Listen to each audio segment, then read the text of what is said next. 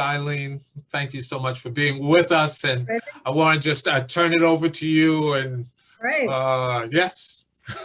Great. Thanks so much. I appreciate you inviting me to speak today. And after Reggie asked me to do this, I tried to spend some time thinking about when I was the vice president for student life at Baylor. I would oftentimes have the campus pastors from different groups, whether it was Methodist, Presbyterian, our Jewish center, those things, come in and spend a little time with me talking about what they were doing, what they're interested in, how their ministries were going.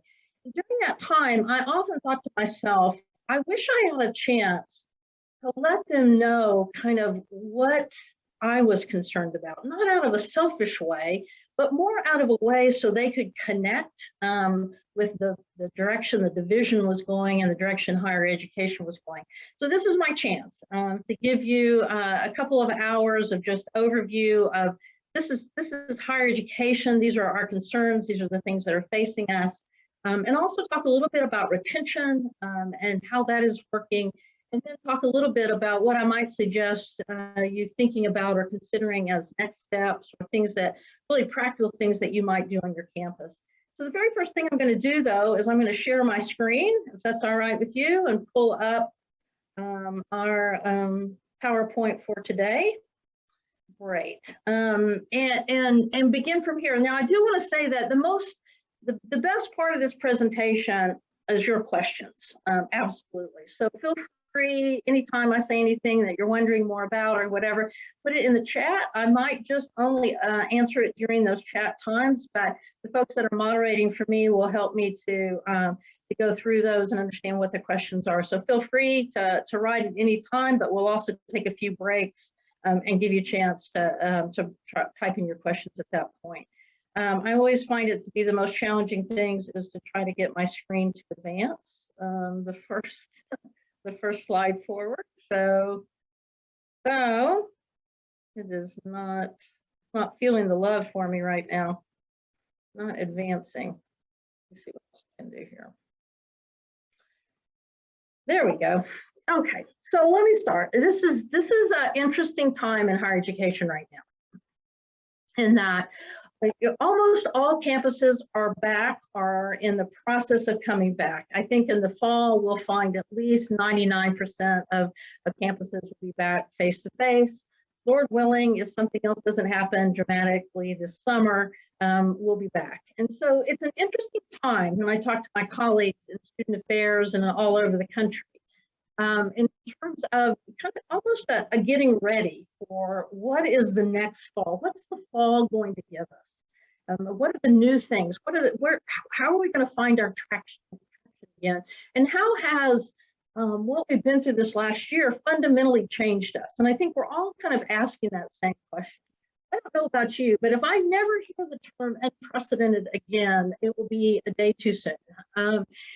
Social distance, social distance used to be really how far do you stand next to each other in line at McDonald's. I mean, it's taken on a whole different meaning. And new normal, I've always said that's if it's new, it's not normal. If it's normal, it's not new. So what does that phrase even, what does it mean? But that's been our reality for the last year and a half, is thinking about things that we never thought we would have to do. But now it brings us to this time of, okay, so what is next? Where are we in higher education? Well, one of the things that you need to understand when you're working with your higher education colleagues is that we have been through, as so many people have, but we have been through a year of absolute trauma at a lot of our universities. 650,000 employees in higher education have lost their jobs or their positions haven't been filled. And what that equates to is about a 13% constriction, a constriction of higher education, the workforce.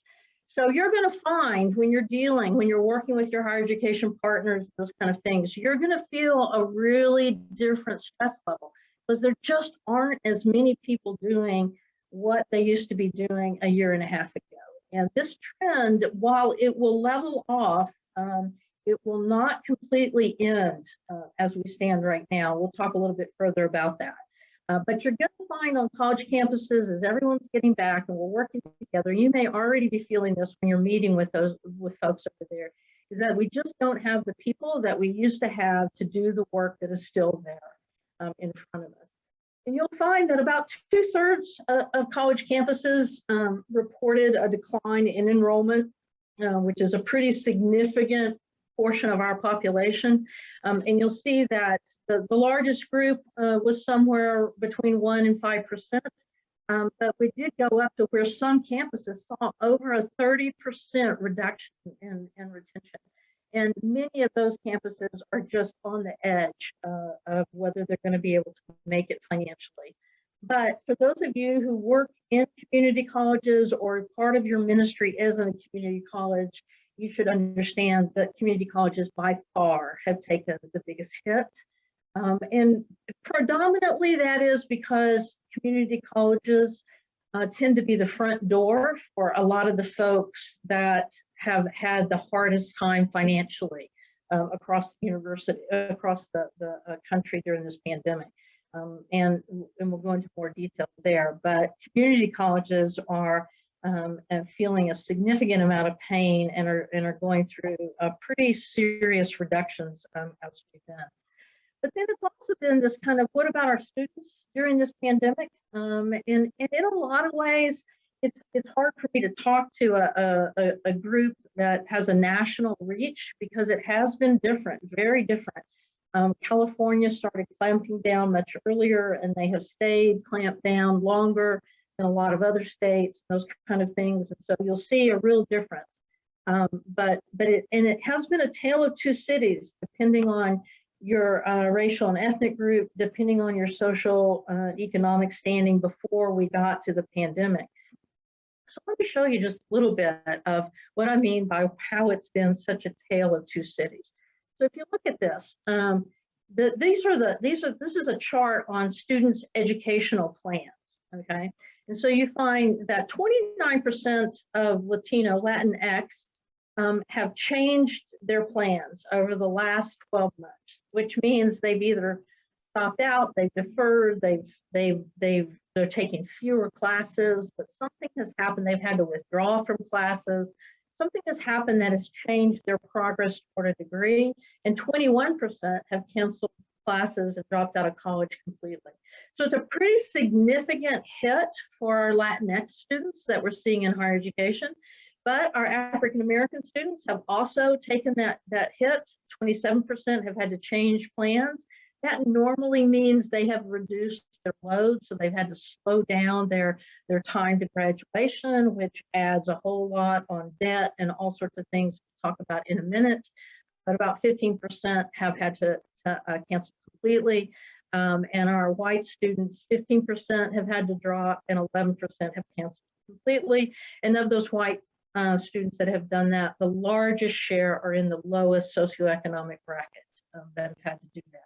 So we haven't seen, if the college you work on is primarily a white middle class or above type of campus, maybe a more selective type of campus, you haven't seen the type of shifting in your student population, whereas campuses that are more public or service more health students, low income students, there's going to have been a lot of shifting and moving over the last year and a half.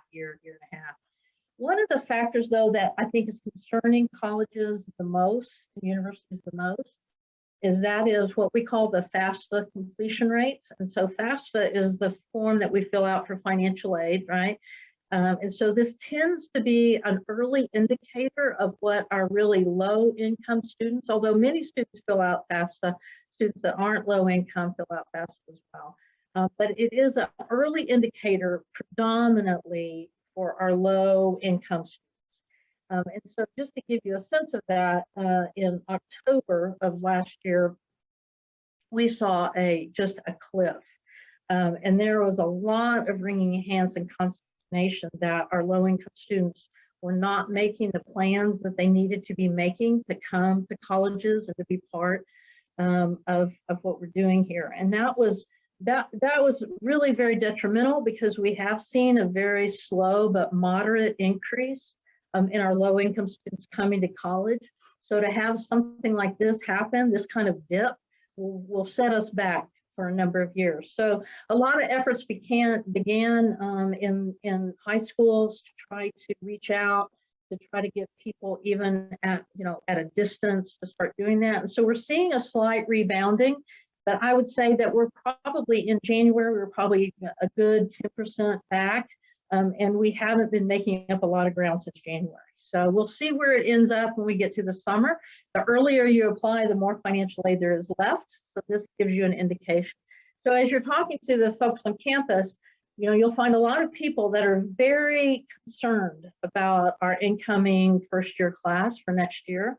A lot of campuses are already budgeting for lower first year students, lower amount of first year students, and a lower amount of low income first year students. And then we find that among the Latinx students, first time enrollment for 2021, for the students that are enrolled, that are planning to enroll for the fall, those kind of things, we've seen it plummet nearly 20%. So again, this is the area where I would say higher education is most concerned right now and if you work on a campus, SFA was mentioned, I'm sure the leadership at SFA is very concerned about these particular areas, because we know in Texas we have a large Hispanic population, and this kind of plummeting of those numbers would be pretty devastating to our mid-range public institutions. But you also find that during this virus, it really treated different groups of students in some very, very different ways. And so as they're coming back and as you're working with them, you just need to be aware of some of the differences that have happened across the ethnic groups. So if you look at even something as simple as use money from savings to pay bills, you find that 40% of Blacks, 43% of Hispanics, and 44% of lower income have had to dip into their savings, have had to dip into their retirement. And you need to understand that that means they're dipping into their college funds and the college funds of their kids. And so again, I have a feeling that this is rippling through in a lot of different ways. They're having trouble paying bills, gotten food from a food bank, and they're having trouble paying rent and mortgage. And so, many colleges across the country have started opening up food banks and have been doing that for the students that come in food insecurity is a real issue for them. But I think you're going to find in the fall that those efforts are going to have to even increase, especially for our low-income students. Because although the economy, I was just listening to the Federal Reserve person on 60 Minutes last night, and although the economy is going to bounce back after this, I mean, it looks very good. The reality of it is it will bounce back for white middle class, white upper middle class faster. In fact, they didn't see the dip that folks at the lower end did, and it will be a lower and slower recovery for our lower income and our Hispanics and Blacks as they're coming back to campus. So I would say if you've been involved at all in the food insecurity issues on your campus, I would say don't let up. I think in the next year or two, we're going to still see that. I used to laugh when I was back in student affairs. Oh, that was a long time ago. Probably don't even want to admit how long ago that was. But I found that, we always use pizza as ways to bribe people to get to our event, right? I think we spent more student life dollars on pizzas than we did on any other one single entry. But now it's interesting because when we're providing pizza, what we don't really realize is that we're providing it for some students that haven't eaten that day. And so thinking about food and how that relates to your events and the students that you're kind of serving, you probably need to put on a little bit of a different lens if you haven't been to this point, because I think there'll be some students that will actually come to us with dealing with hunger in their lives. And then I think most of us have really begun to understand this over the last 5 to 10 years, the mental health concerns of this generation that are coming to us. And I think because of the wonderful work that you do in spiritual direction and those types of things, that you've had a firsthand seat to this. But look at what has happened to us during the pandemic. This percentage of respondents who reported having seriously considered suicide in 30 days before completing the survey, which was completed earlier this year. The average is about 10.7 who've seriously considered it. 18 to 24-year-olds, 25% have seriously considered committing suicide. And although we know that 25% won't act on that, just the fact that 25% of 18 to 24-year-olds, where the general population is only at 10%, that shows you that this pandemic has had a different effect on the 18 to 24-year-olds. And I think that this number is going to have all sorts of different ripple effects in a lot of the things that we do. You know, you may find, you know, God forbid, and we certainly are praying in a different direction, but you may find that you're dealing with more suicidal ideations or actual suicide attempts or completions on your campus in the next couple of years. And so that's certainly a place that we never want that to have happen on campus. But I can tell you, for a person who's been over and responsible for those kind of issues, having campus ministries that understand and are there to partner with us, because it is during those times that people oftentimes turn to their faith, I think is very, very critical. So just as well as you know, and also as you're working with your student life people and you're working with the leaders in student life, and hopefully you're doing that, or hopefully you're building a relationship in that kind of direction, because I think it's clear that those bonds and those needs to be strong, because student life people will need you more than they've ever needed you in the past. And this may be one of the reasons that we find that they need you in greater ways, is this. And not to say that you are trained to be a counselor or enter into that, but in terms of the searching for meaning and purpose and the searching for deeper spiritual values, those things to put foundations in their lives, I think that you folks have a great deal to add to the college campus as we go forward. And part of it, again, you will see that the mental health issues may be very, very different. If you're dealing with Latinx students, the chance that they have had somebody in their family, grandparents, yes, but also parents and different kind of things lose their life because of COVID is going to be much higher than kids or students, you can tell I'm getting old, students in that age range,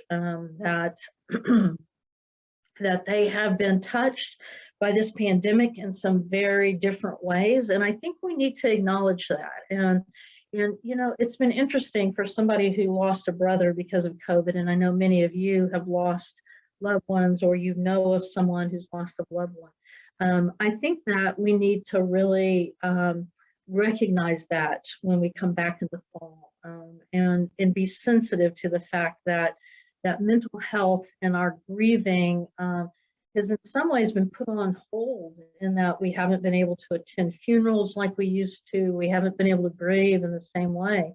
So I imagine that your student life people and a lot of people on your campus are having these kind of discussions about how do we deal with that ripple grieving that will be coming back full force. Now, some of you, again, who've had students on your campus this semester, you have felt that. You have felt that moving through, but I don't think that we're to the end of that. I think that we are getting ready to really sense the onslaught of that as we go forward.